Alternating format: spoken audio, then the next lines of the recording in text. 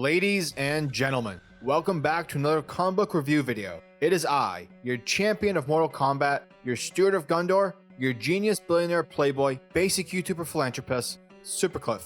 And would you kindly hit that like and subscribe button for every little bit helps in this YouTube world.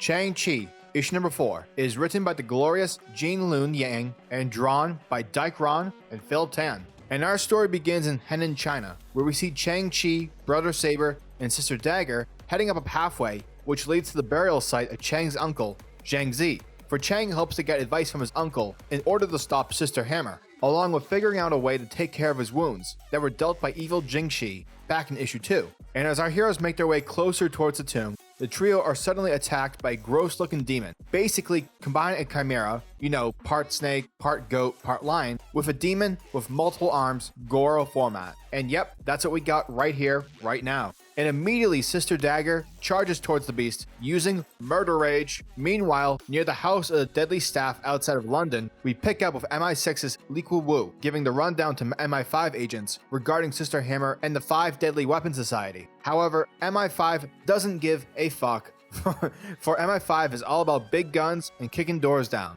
Therefore, the squad ignores Wu's warning as they head out to engage the enemy. But as Sister Hammer is warned of her house being attacked, she is not at all worried, as Sister Hammer views this attack as nothing more than an Amazon Prime delivery shipment. And what am I talking about? Check it. Because outside the house, all the MI5 agents are killed off one by one, only to then be used as experiments for Sister Hammer's growing Jingxi army.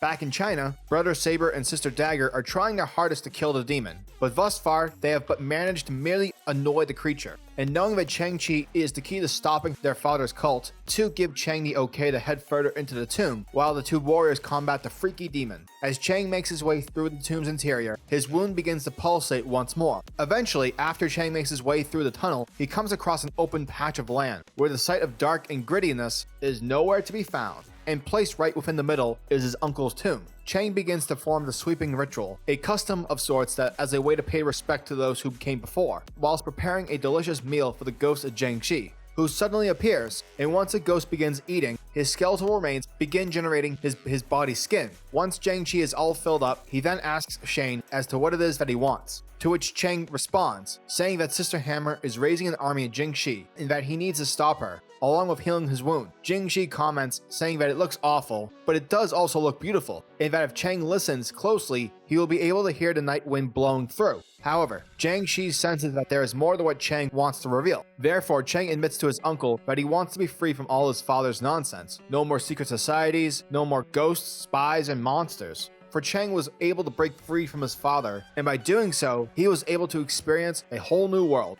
A new fantastic point of view.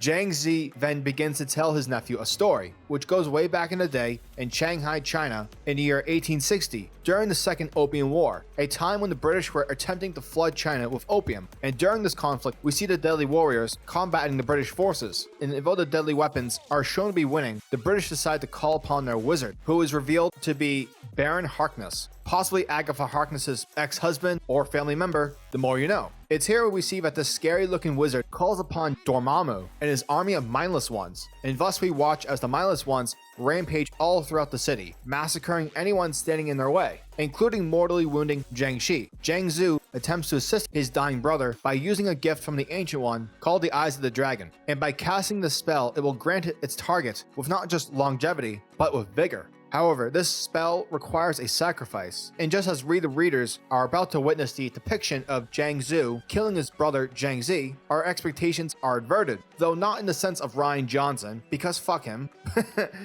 because rather we see Zhang Zhu, Shang-Chi's quote-unquote evil dad, cast the spell to save his little brother, therefore making himself the required sacrifice instead. However, Zhang Zi denies his brother's spirit energy, and with that, he dies, leaving Zhang Zhu with additional power. But we soon learn that Zhang Zhu attempted to save his brother instead because he's afraid with all his additional powers, he doesn't trust himself from continuing doing the right thing. Back in the present, we see Chang riddled with shock. For all this time, his father, as told in issue 2, had told Chang that he was the one who murdered his brother for being supposedly weak. But Zhang Zi corrects his nephew, revealing that this was a lie. In order to inspire fear, Zhang Zi goes on to tell Chang that he was his father's only remaining family, and therefore, not long following Zhang Zi's death, did Chang's father lose his way. So basically, in a way, the two brothers needed each other to provide a sense of balance. Zhang Zi tells Chang that Chang isn't seeking to escape monsters, but that he's seeking to escape his family. But for Chang, his family will always be a part of him. Therefore, Chang needs to find balance within his family, or he too will lose his way.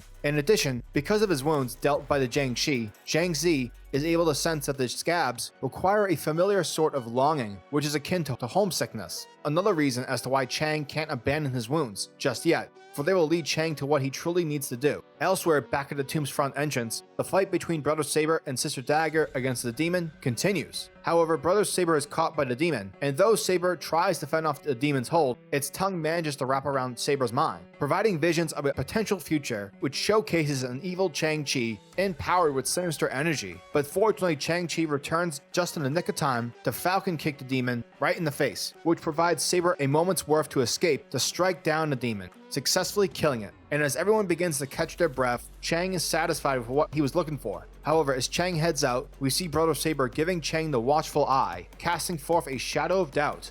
Dum dum dum! Shang-Chi issue number 4 was a good issue, which continued Shang-Chi's struggle against Sister Hammer and that of his zombie wounds. This issue was fun, but I will say that this issue felt disposable and yet important at the same time. What this issue managed to do that I liked was we the readers learned that Zhang Zhu was afraid of obtaining unlimited power and the fear of becoming evil, which adds humanity towards Chang's father, which I thought was pretty cool. However, what I didn't like was that Chang went to this tomb to learn how to combat his zombified wounds, but the lesson his uncle teaches him is really confusing. Like, okay, I know mystical magic's involved, but this still is somewhat a physical problem. I mean, can we get an answer here? So I felt that Chang's mission, though it was said to be successful, I don't know. I don't feel like anything happened. Also, Brother Saber, after being touched by a demon, is now skeptical of Chang, as he might later on turn evil.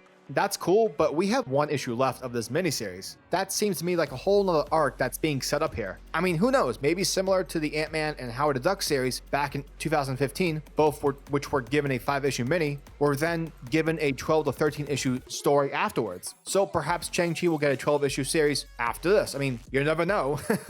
But yeah, overall, I enjoyed this issue, but it did leave me with some somewhat incomplete vibes with how Chang is supposed to solve the situation regarding his zombie problem. Shang-Chi issue number 4 gets a 7.5 out of 10.